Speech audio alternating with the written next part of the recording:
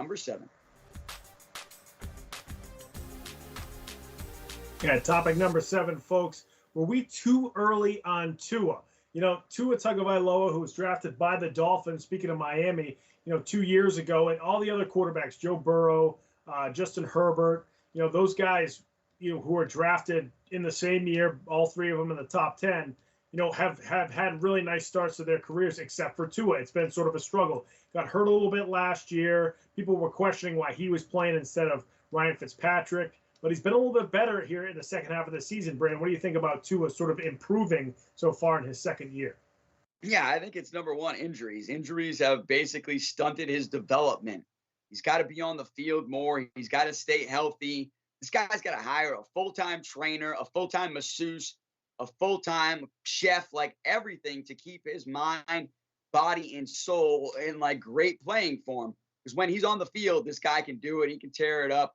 We're talking about a great athlete, a great quarterback, makes good decisions, has a good arm, can move the pocket with his legs. I've always loved what you get from Tua. We're talking about a kid that when he was in college football, stepped into one of the biggest games there was, the national championship game, on short notice, went out and won that game. He's got the guts that you want to lead your football team, to lead your offense. So I love Tua. He's got to stay on the field. He's got to stay healthy. All these quarterbacks that come out of Alabama are NFL ready. I'm expecting the next one, Bryce Young, to come out and be NFL ready again. You look at Mac Jones having a great season with the Patriots at 9-4.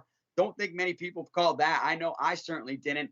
Got to give Mac Jones his credit. I didn't think he was going to be doing this good. He's certainly playing amazing. Jalen Hurts doing an amazing job there in Philadelphia when he gets on the field and when he can stay healthy as well. So I just think these Alabama quarterbacks are coming out NFL ready. They're ready to go. They've been coached by NFL coaches, Nick Saban, Bill O'Brien. So I just think these guys are ready to go. You got to still put your money on Tua. I think this is what Miami's still doing, unless they pull that trigger to get Deshaun Watson, which is still an option going into the new season when trades are available again. I think that's when we'll get the real answer.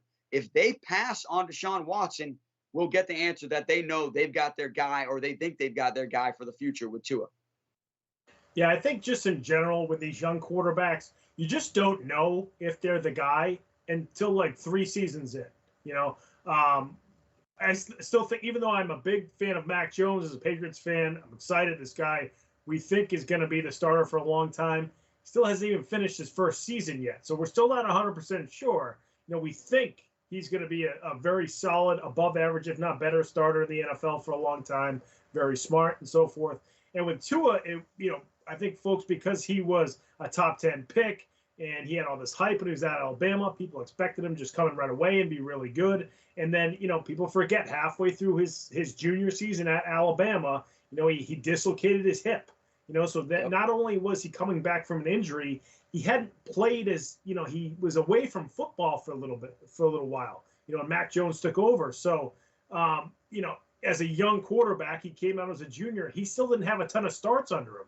So you couple that with coming back from an injury, you've got a pandemic season last year where he's still trading reps with Ryan Fitzpatrick. And it's like the guy just didn't get enough reps and enough game time. He was going to struggle in the beginning. I mean, it just made total sense. And Miami doesn't have a plethora of weapons that he can throw the ball to. At least he didn't last year. This year, he struggled in the beginning. He got hurt, and then he comes back.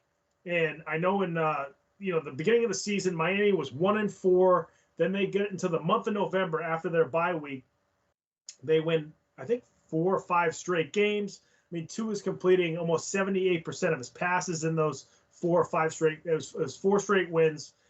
Where he's competing almost 78% of his passes. He's got 5 touchdowns to 1 interception in those 4 games. And you're just seeing an improvement. And I think you just have to look at it like you just got to give this guy time. A lot of folks thought that Joe Burrow was going to be ready right away. He was. Then he tears his ACL, but he was ready to go right away. I think also the fact that Tua was taken 1 spot before Justin Herbert. Dolphins fans are like, look at this guy Herbert who's throwing missiles to all his receivers all over the field. How come Tua isn't doing that? Did we take the wrong guy? Well, Herbert clearly seems to be a better quarterback. I think it'd be shocking to think that Tua would surpass Herbert as a quarterback, but you never know. But you still have a guy who I think is really good. And he doesn't have Keenan Allen and Mike Williams. And last year, Herbert had Hunter Henry and Austin Eckler to throw the ball out in the flat to.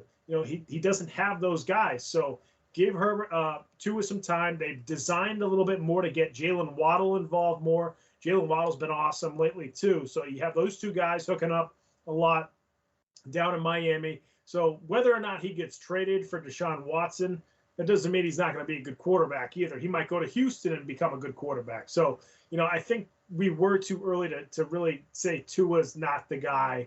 We still don't know yet either. I mean, he could be terrible down the stretch this season too. So there's still a lot to happen here. But I think, as in general on these quarterbacks, we just got to pump the brakes a little bit. We do it in every sport.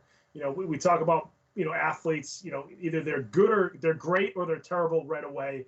And it just takes time for these athletes to get acclimated into the pro sports that they're entering into. Yeah, no, he needs more time. I think that's clear. And like I said before, the injuries have definitely stunted his growth. Their number one receiver, their number one receiving target, Devontae Parker, was on the injured reserve, I believe, for the first half of the season. Believe he now is just coming off the injured reserve. So you're going to have a true number one wide receiver target out there to actually help him out here down the stretch. I think we're going to even see the best of Tua here over these next few games. But let's move on tonight to topic number 8, the Lonely Lions.